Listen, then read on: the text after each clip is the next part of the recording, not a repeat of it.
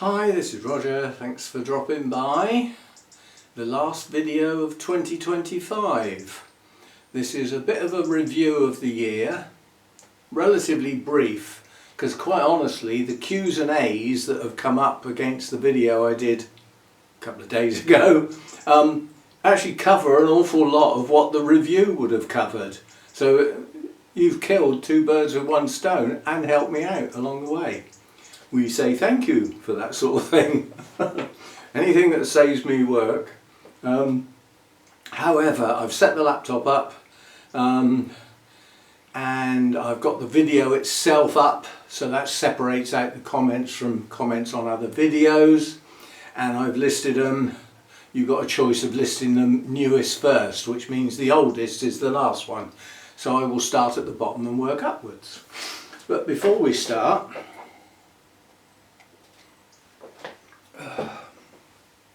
we've got a video in hand. I put the camera over there pointing at the bird feeders and left it running for an hour.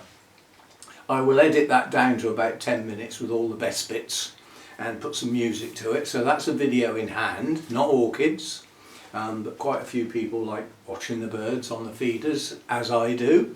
In addition to that, I'm doing a curry tonight, and I know people like the cooking videos. Not so much about the cooking, about the chat that goes with it, which is totally random, made up as I go along. I do that sometimes. Oh, you noticed. Especially in the Sunday chat. Sometimes I start that Sunday chat and I haven't got a clue what I'm going to say, and I still manage to waffle on for 50 odd minutes. It's an accomplished art. Right. So there will be a couple of videos in hand. I should have watered all my pots today and I didn't. And that's one thing I have noticed this year in reviewing the year. I don't panic as much over watering frequencies like I used to. And I don't think things are suffering as a consequence. They may even be doing a bit better. Because I've always said too much water is not a good thing. Not enough is also not as good, but it's not as bad as too much. Too much rots roots, breaks down your media, messes up your orchids. Too little they can get away with in the main. Not all types and not all the time.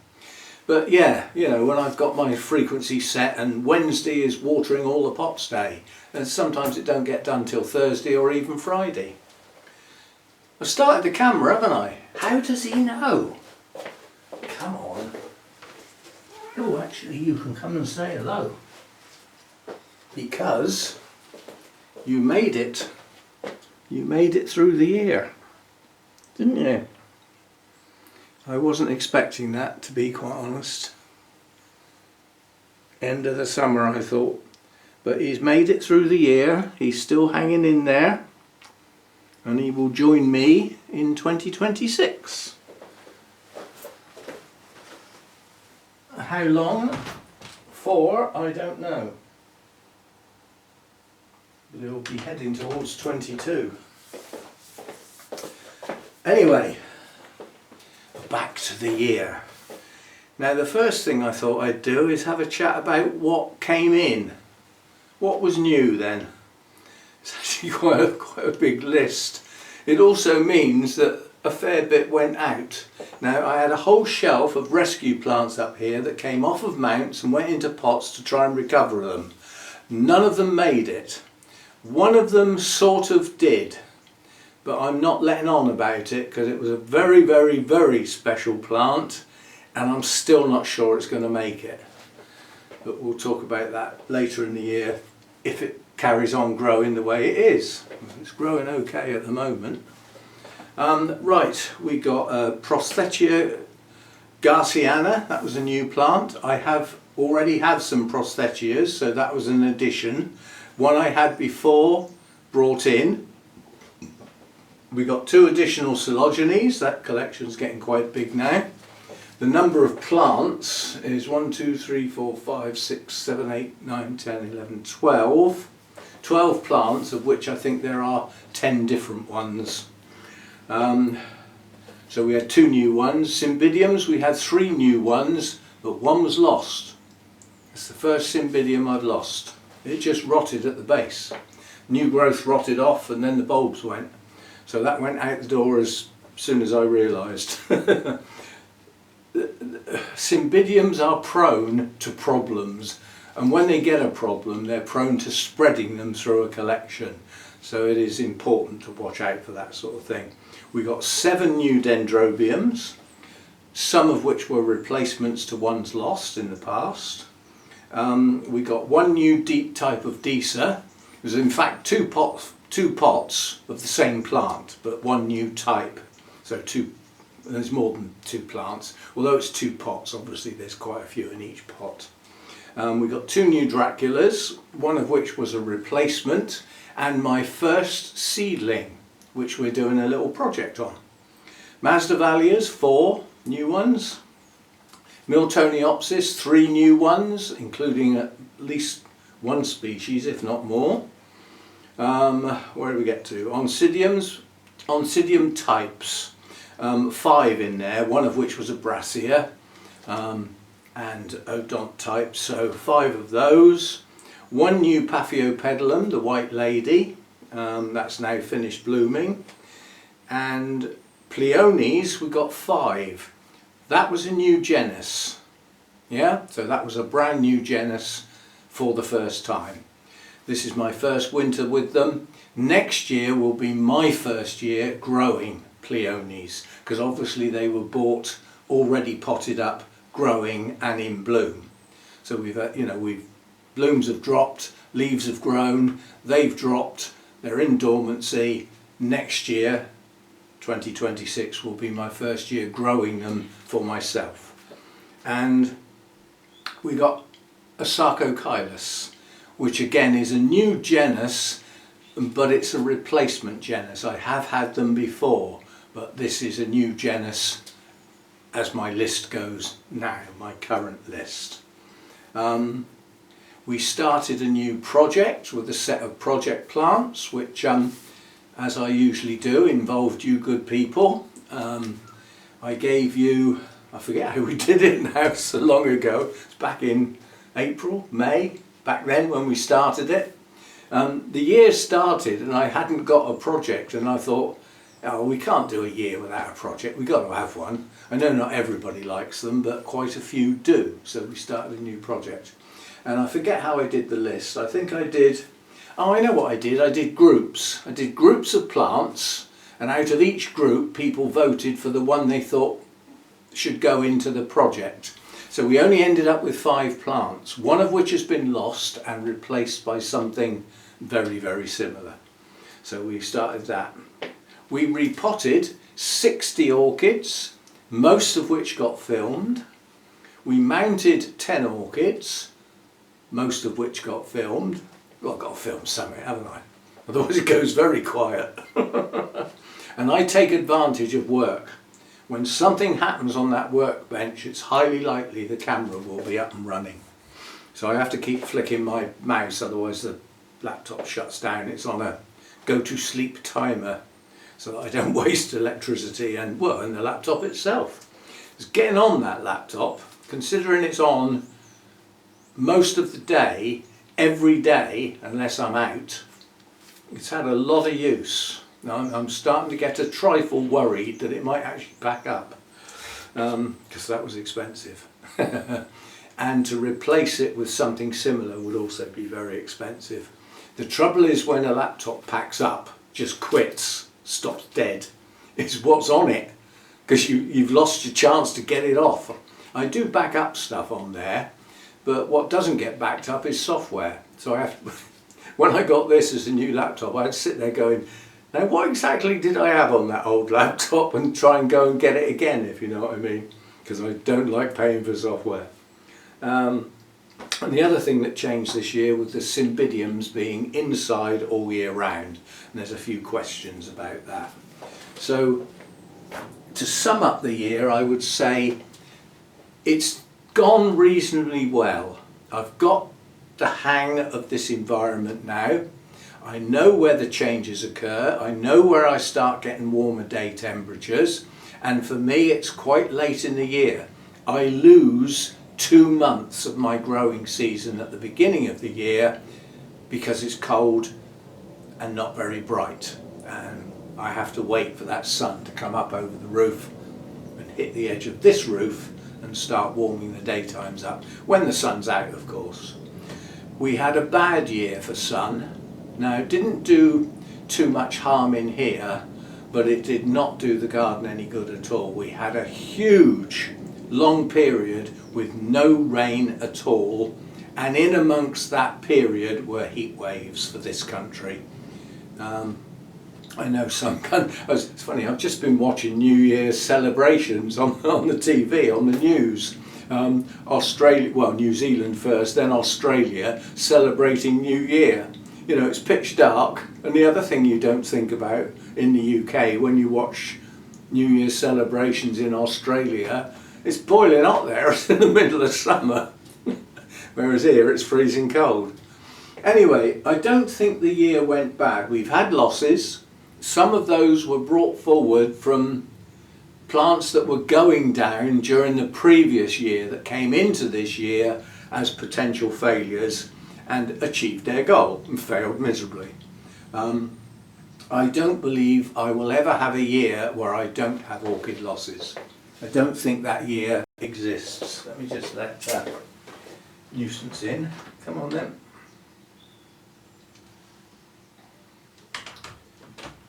Go to sleep.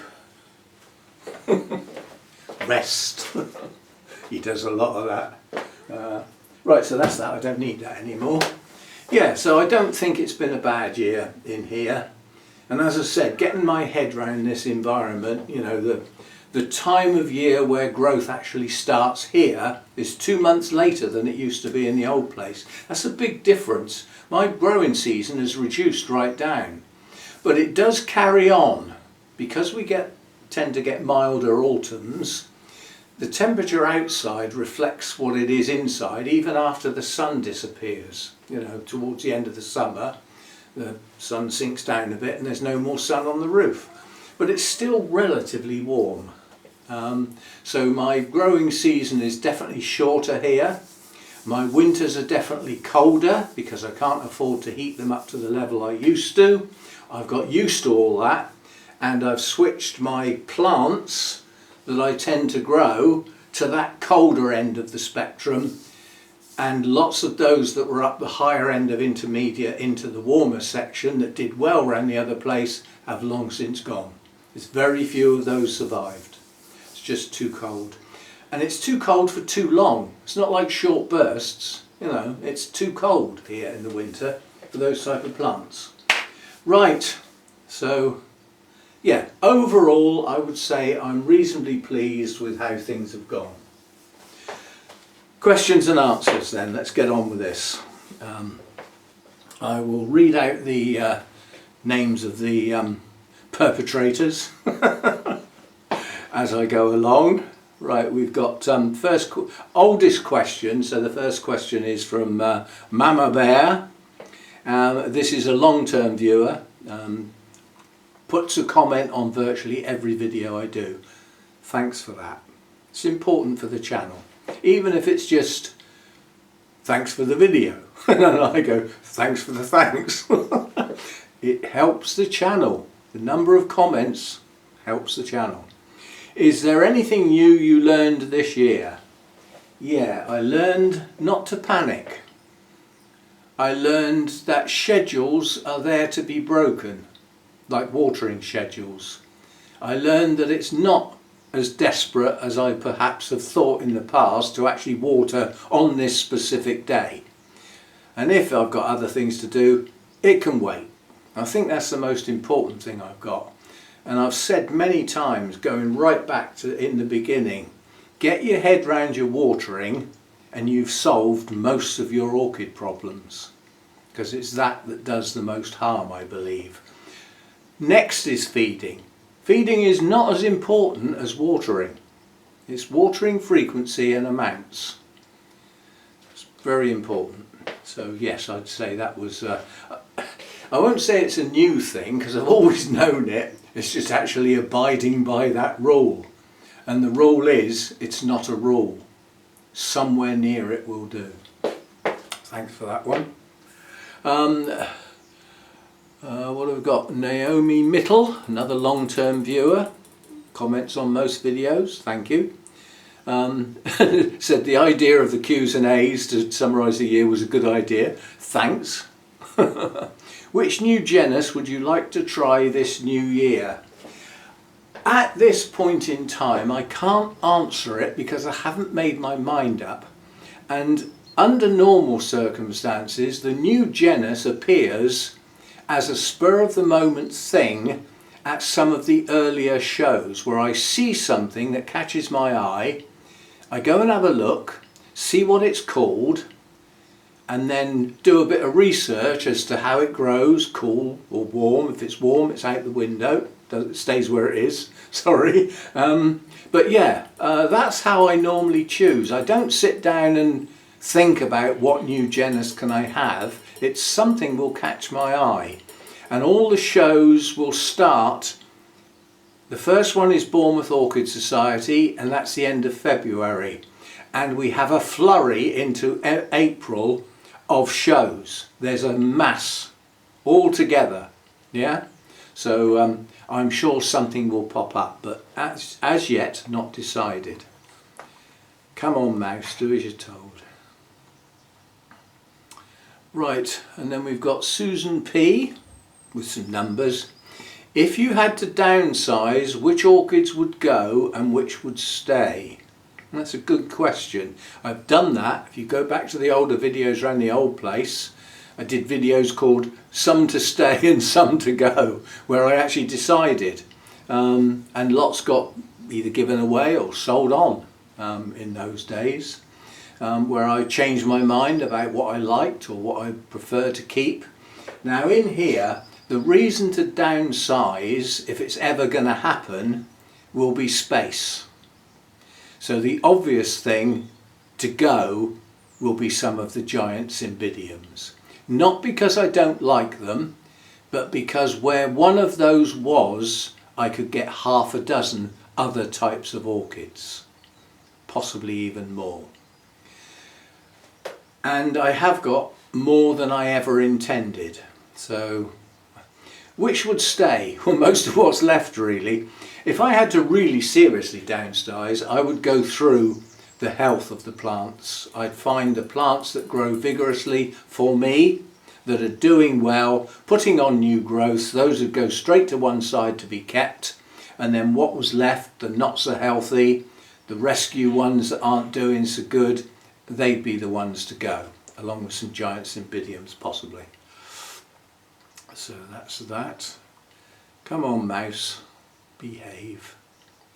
Right, and then we've got Roberta Orchid, one. What was your best orchid success this year? Thinking of a plant that you are especially pleased with its performance. Well, bearing in mind it's a type of plant that I had once before and failed miserably. There's more than one, but it's this one. And I will be getting more of these. This is my Sarcochilus. Now, it wasn't a bad plant when I got it, but it's growing well. It's got some spikes as well. There's 2 spikes coming. And it's a type of orchid. It's a cool grower. It doesn't go dormant in the winter, but it certainly goes quiet. So we don't have to worry too much about watering during the winter months and feeding. It just slows down to almost a stop. And that's a species as well, Fitzgeraldii. Now I had some of those before and they failed miserably around the other place because it was too warm. Now it's not, now it's right.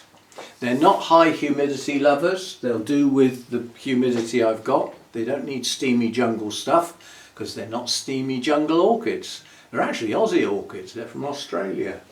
I can see little fireworks coming out where it's celebrating New Year. Yes, I will probably get more of those. So, and I would say that the Deesas I've got left surprised me because my Deesas went downhill. They were failing miserably, and then suddenly a small subset stopped going down and have since grown on and are pushing on nicely now. So yeah. But that Sarcochilus has done well for me, given it's in the back of your mind. When you've had a failure, it's always worrying to get another one and think, is that going to fail as well? Or is it a total waste of money? Well, not so much in this case. Right, now we've got, how am I going to pronounce that? It starts off with Sir, and then TS, and then Roherterts. Oh, I can't pronounce that. It looks like a made-up word. I can't imagine that's somebody's real name. Probably initials and things like that, whatever. I'm sure it means something to somebody, probably that person. How is your Dendrobium trigonopus doing? Hopefully I didn't mix up the names. And how did the last one start to die? What's different this time round? Well, we can get at that one. Now, bearing in mind the time of year I got this, I wasn't expecting anything to change until the new growth starts. It's maintained the leaves it's got, it's maintained the canes, it's in a little ball of moss on a plastic mount, which holds no water obviously, the moss does. It's got bare roots hanging out the sides and the back, and a few sticking out of the moss around the front. If this was the old plant and the treatment it got, it probably would already be failing because I'd have been watering it. That's the difference. This does not like to be wet when it's cold. Dry, again, is much better. So when I water my mounts, this one gets watered every other time, and it gets water poured over the back of the mount to catch these roots round here, and just round the base there. So the centre of that moss doesn't get any water at all. It hasn't had any for a long time. When I hopefully see some new growths in the spring, then we can start watering it a bit more, gradually, very gradually. What killed this last time round was it was too wet. So, not dead yet. We like not dead yet, especially. That is a temperamental plant. It's notoriously difficult to keep going. Even the guy that came from, who's a specialist in growing rare and exotic species orchids, that's his thing.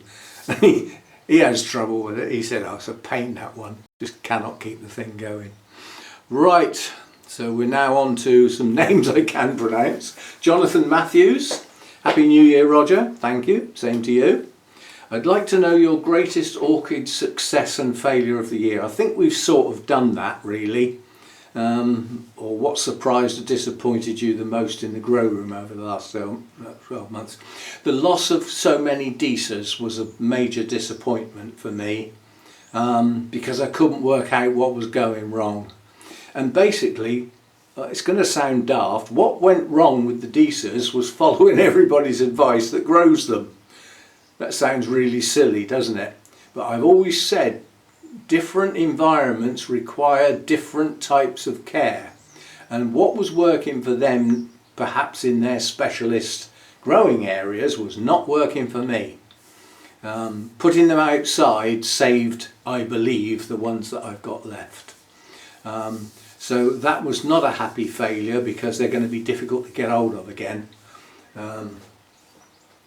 Mainly because they need to stand in water all the time, so they don't travel very well. You do see them in shows, you know, well, later in the year, not this time of year obviously, but it was that. And greatest orchid success, I think we've already done. I'd say the Sarcochilus. It's an inoffensive, unobtrusive little plant that sits in the background, but it's important to me that it's doing well, because it's replaced things that failed, and I like when that happens. It means I've got something wrong and put it right. We like to do that with orchids, fixing stuff right.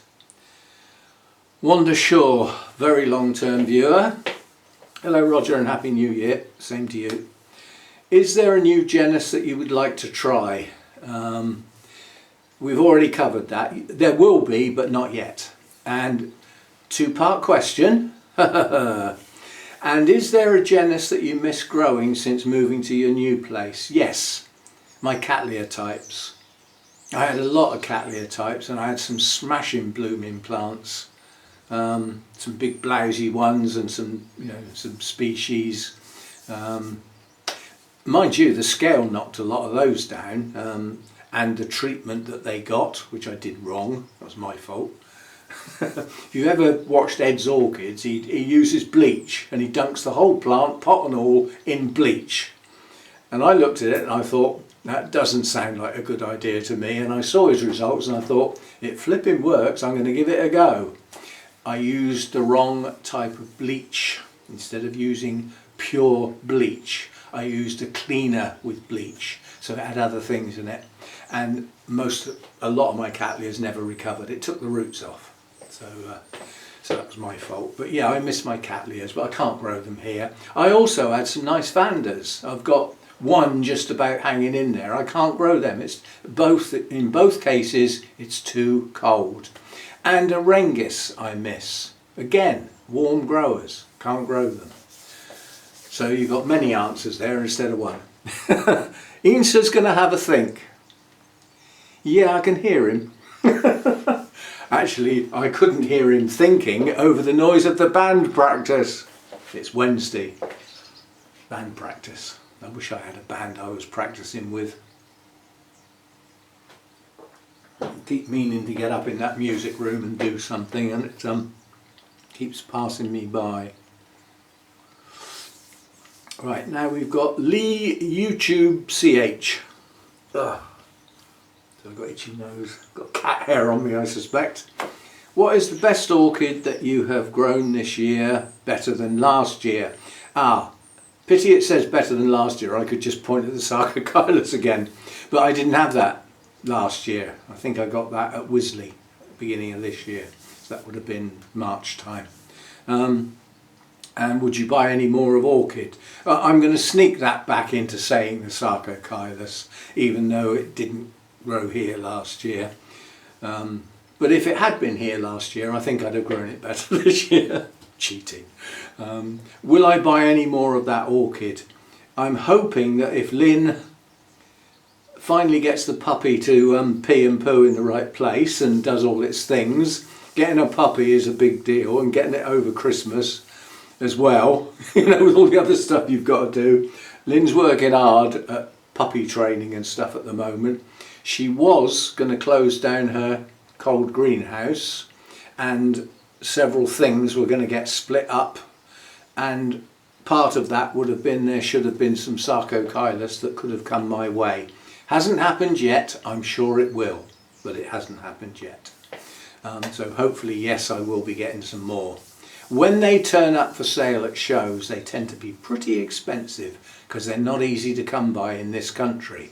Australia doesn't like letting things out unless they're in a flask, and taking them to the other side of the world and then getting them out the flask, getting them to grow on.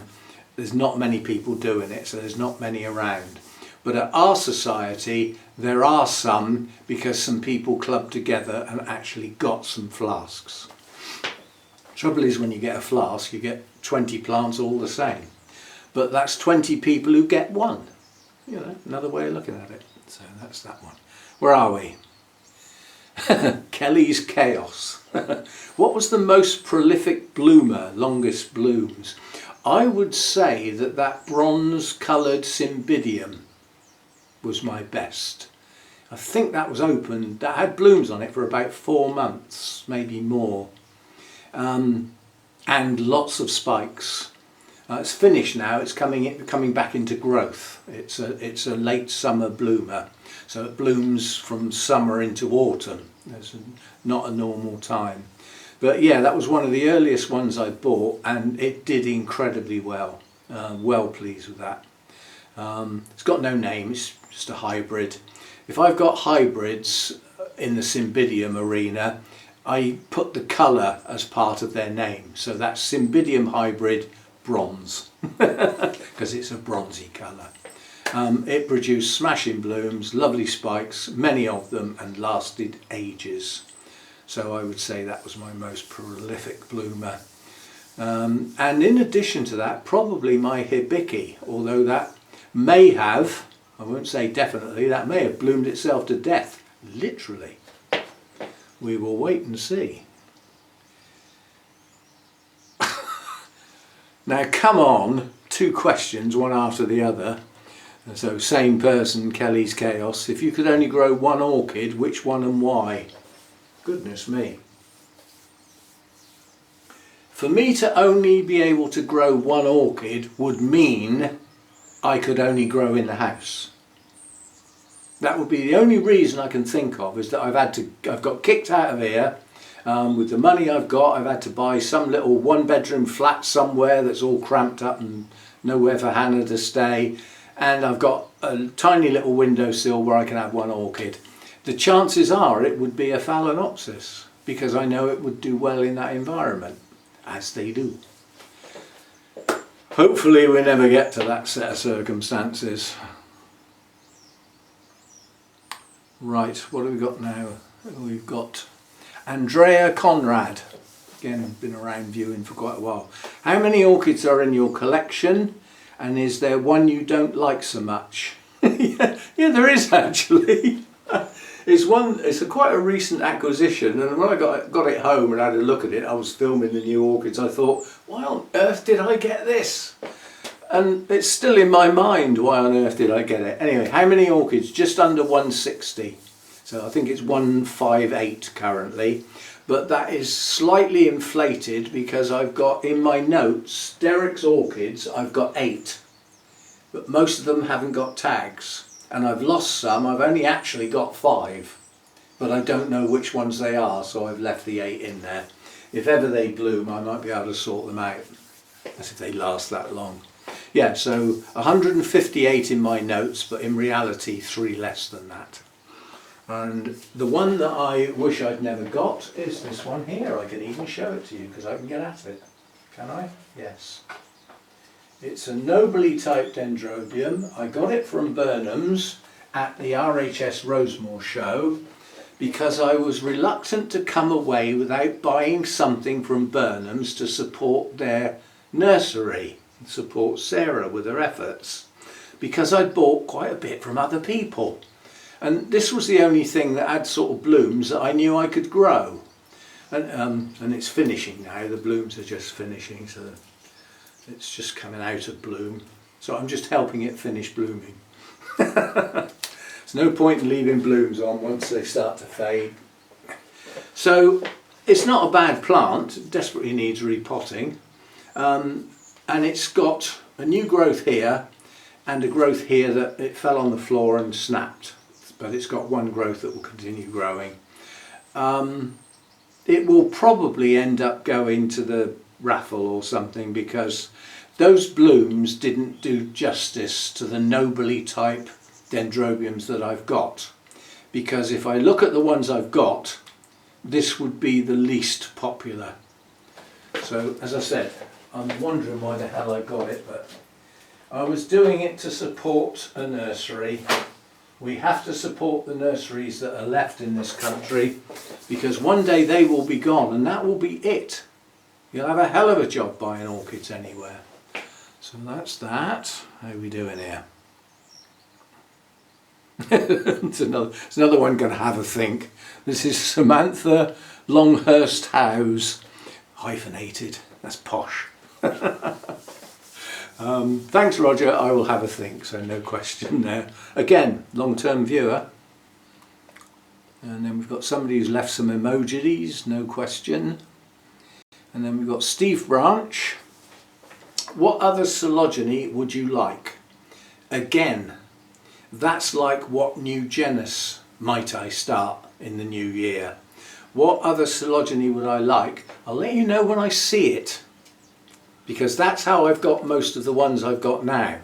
Is I've seen them at a show, looked at the blooms, thought I like that. Quick checks to make sure it's a cooler grower because not all of them are. Some of them are intermediate, almost heading up to warm. They just come from lower elevations and farther south instead of the highlands of Himalayas and China and stuff.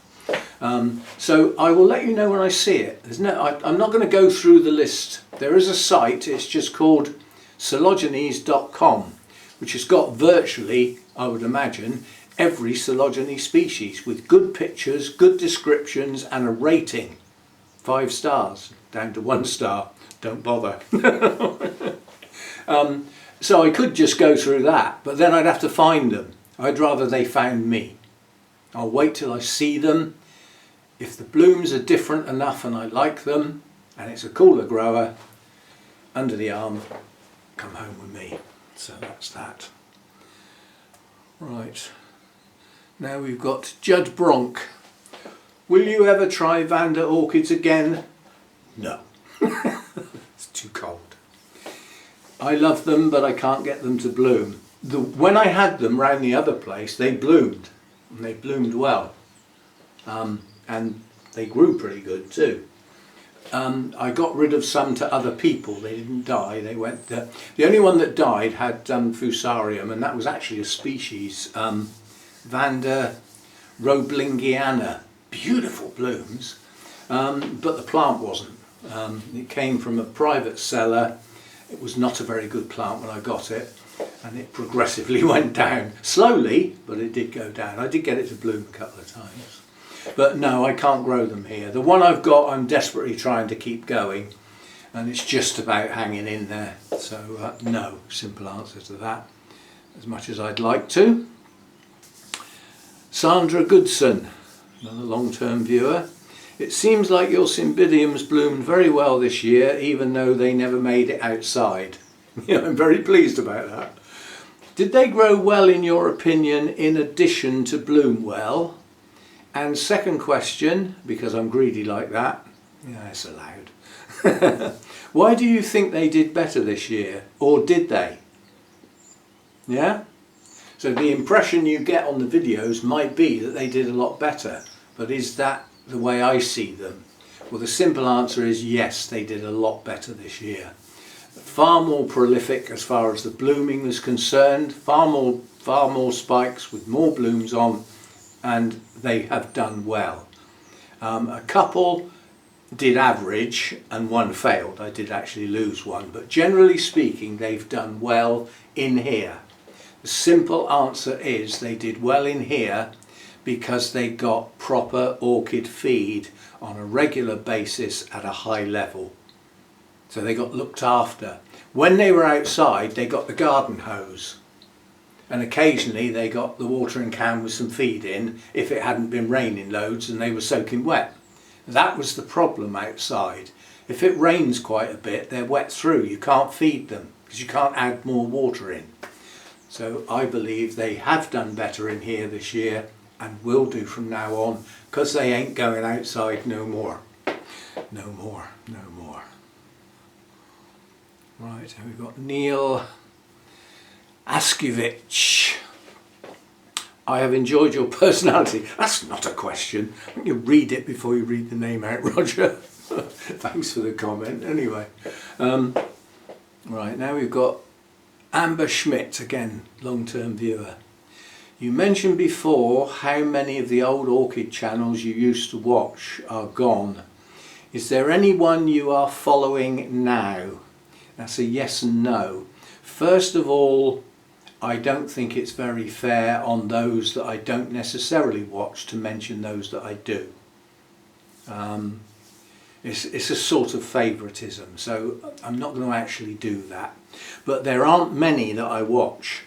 I will say that I still watch Danny's videos, but I don't very often watch them all. I watch a bit, flip forward a bit, watch a bit, see what it's about and stop on the bits that interest me. And you have to bear in mind that's probably the top orchid channel as far as subscribers and views are concerned. There's a good reason for that. Her videos are aimed at the beginner end of the market, I would say. It might not even be deliberate on her part, but that's how they come over to me. And quite honestly, there are more of those individuals around the world than there are the sort of, you know, long-term experienced growers. We're getting thin on the ground. So she's aimed at the best market to become popular at. Plus, well, take a look. And then take a look. Which would you prefer to watch? So yes, I still watch some of Danny's. I would watch Rachel's orchid videos if she did them, but she doesn't. And several of my other favourite channels have just faded away. They're not there anymore. And quite a lot of the new ones, first of all, they're a job to find. Some don't post very often, and I think it's a bit of a criticism, but I was guilty of it. So, you know, it's something that I was guilty of. I think some people just try too hard. Yeah, I'm a lazy tyke. I don't try too hard. Oh, you noticed? Yeah, well, I just do me. You like it or you lump it. If you lump it, you're probably not here and you're elsewhere. Are you optimistic about the new wave of plant channels who are casting their eye over to the orchid world? I don't really know any of those. There is one that I do know that's, I think it's like a garden centre that is doing orchid videos. Guy with an earring, and I think it's possibly South African. I watched a few and I just went off it because to me there's too much clickbait. There's too much title, dramata, stop your orchids dying, you know, do this and your orchids will thrive, and these big dramatic headlines, and when you watch it, it's just ordinary. So I went off that one. I was watching it for a while, and there's a couple of others I watched. There's I'm not going to name them from now on, but there's one that I watch that does like a video a month. They're very rare, but when they come, they're good stuff. And I got more information about growing peonies from that one channel than from everywhere else combined, apart from Mather's Foundation, obviously, who have got the national collection. So, right, now what have we got? Bloody hell.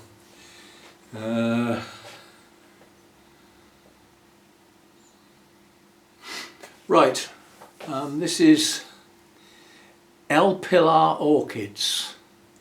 Do you think, that's a new one to me, and it's been edited because I complained about some terminology that was used. That is so rare on my channel for me to have to do that, but I felt I needed to. The guys apologised, didn't realise, that's it. Subject over, done with. No hard feelings, nothing like that. It's all fine, so don't worry. Do you think Paphiopedilum orchids will ever become popular? Maybe your thoughts as to why they are not as popular as other genera. Thanks, Roger. Love your commentaries and videos, and great 2026. Do I plan on attending the WOC in March? Well, if I was confident what you mean by the WOC in March, I might be able to answer that, but I'm not, so I don't know what you mean. If you mean the Wisley show, then yes, I will be at the Wisley show.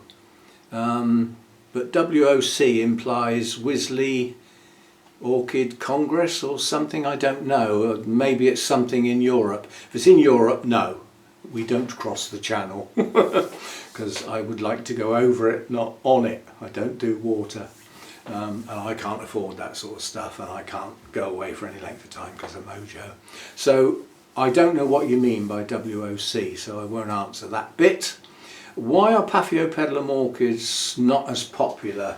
I think the main thing with them is that they are a little bit fussy sometimes when you repot them. It's quite easy to damage roots, so some people struggle with that. Although they do like to have fresh media, you know, on reflection. But I think a lot of it is because they're so slow growing. They don't get a move on. You know, you can get a Cymbidium or an Oncidium put on a new growth and a couple of months later, whoosh, you know, Paphiopedilum, they just don't get going. And you keep looking down between the leaves and you think, is that another leaf or is that a spike? And you wait another month, you think, oh, still not sure. You wait another month, it's a spike, it's a spike. And then you wait 6 months for the flipping thing to bloom. They're just painfully slow. I've always called them Mr. Slow.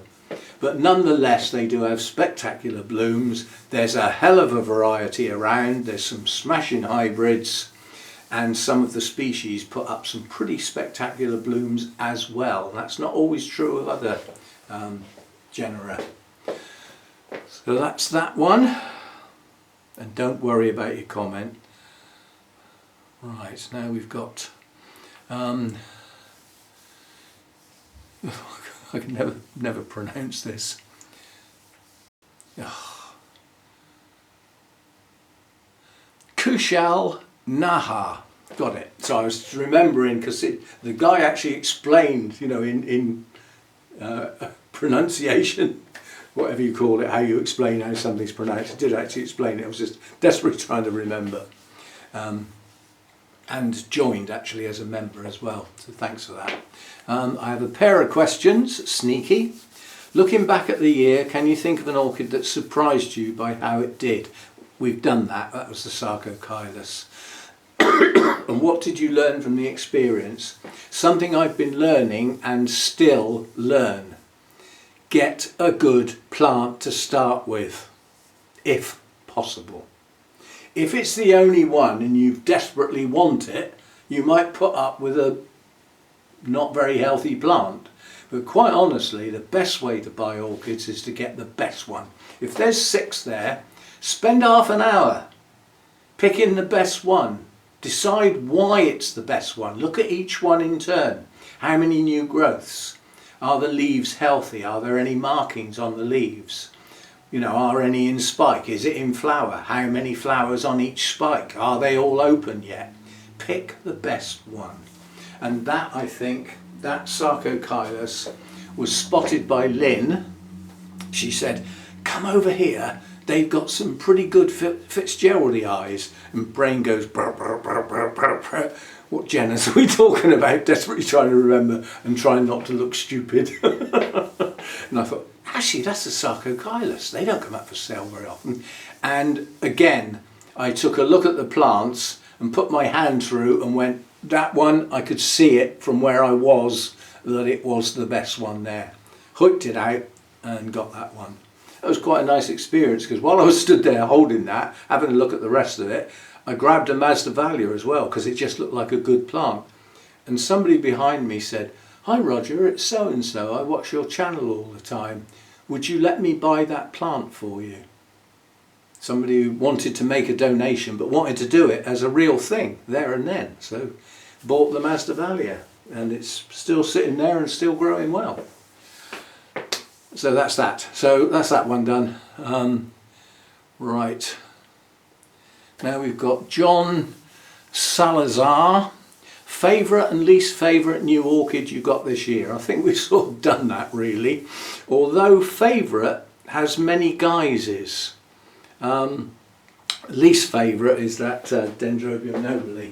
Favourite probably is this one. Now this came from the RHS Rosemore thing, and it didn't come from the Taiwan cellar, which is where this really ought to have come from. It actually came from Spice Exotic, and it's got good roots. It's growing on a bit of plastic. It's got 2 canes still growing. It was in bloom when I got it, which is why I saw the blooms, liked it and got it. It's got 3 growing canes, he lied cleverly, and it's been grown from a seedling. Yeah, tiny little canes getting bigger and bigger, up to the point where we've got some deciduous ones, one of which has now bloomed. So that is a good plant. You know, take one look at that and say, as the deciduous cane dendrobiums go, it's a good plant. Good root system. Not buried in a pot so that the roots can rot. So there's that. And alongside it we've got this one, which I did get from the Taiwan seller. And this doesn't look much, and it hasn't bloomed yet. When it does, it's going to be pretty special. But that's what's special about this one. That name.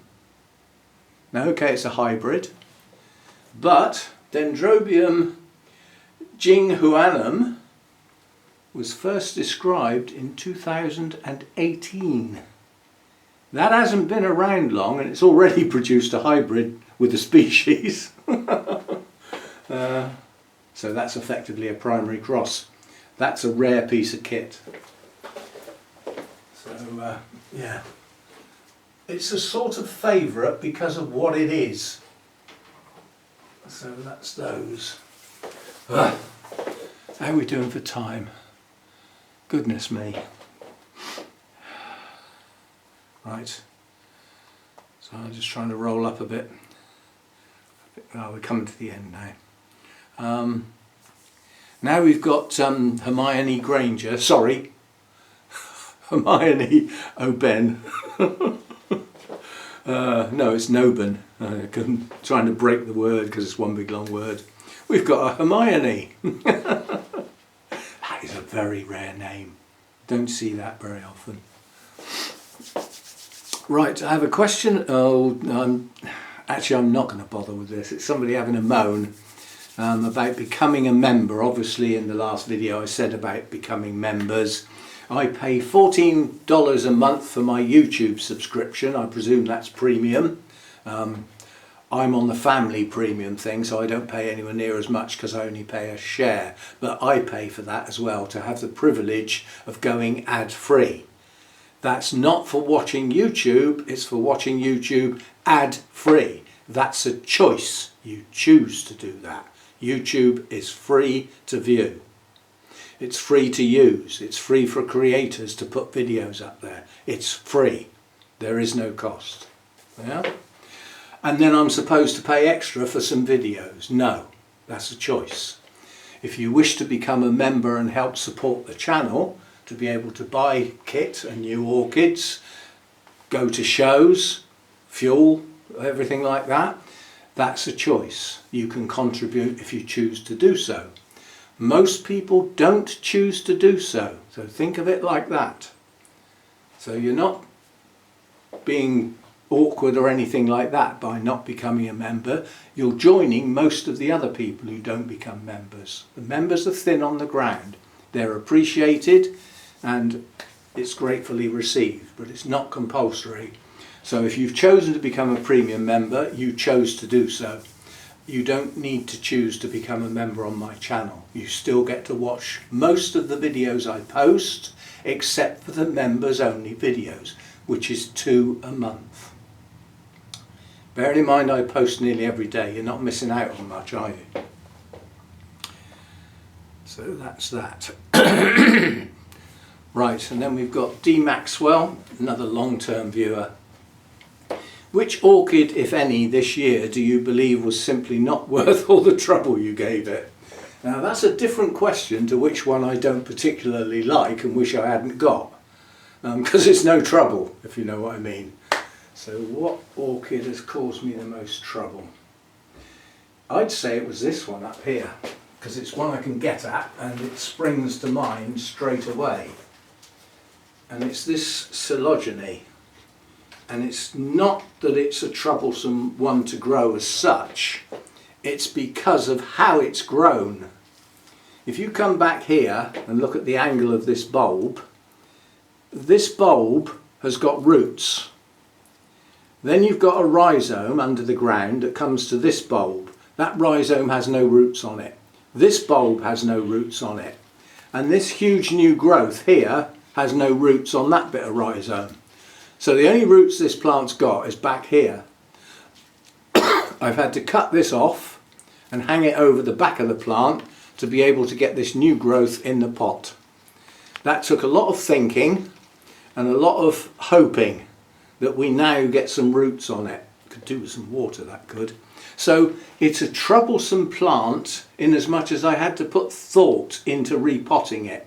and what it was going to get repotted in, and would it work, all that sort of thing. Instead of just getting the old media off, putting it in a new pot, that had to have thought put into it. And it still might not grow roots, no guarantees. But I believe if it does push some roots out in the future, it will be well worth the trouble. It isn't yet, because we still haven't got any signs of roots. I'd like to see root tips coming out the side of that basket, then I'll be happy. So a little troublesome. Right, and that was the last one. So there we go. So endeth 2025. On the whole, as an orchid year, the shows I've been to, people I've met, people who've come up and said hello that are YouTube viewers, all that sort of stuff, I think I've had a reasonably happy orchid year. I'm hoping to have another one and many more of them.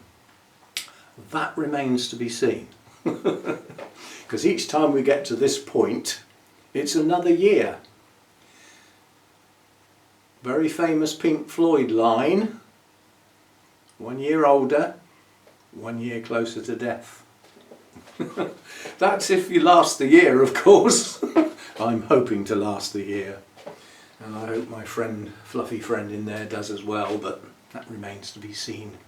So, thanks for joining me. Questions and answers. Hope the individuals who asked the questions have got something useful to them. And others that have watched that have now heard those questions, perhaps the question and the answer was useful to them as well. And a quick review of the year at the beginning of the video. As I said, I've got a video in hand with the bird feeders. I will film doing the curry tonight, so that's 2 videos in hand for the remainder of this week, plus anything else that I come up with. And thanks for being here. Thanks for being a member. Another side swipe. And thanks for your comments, thanks for subscribing, all that sort of stuff. And I will see you next time. Thanks for dropping by.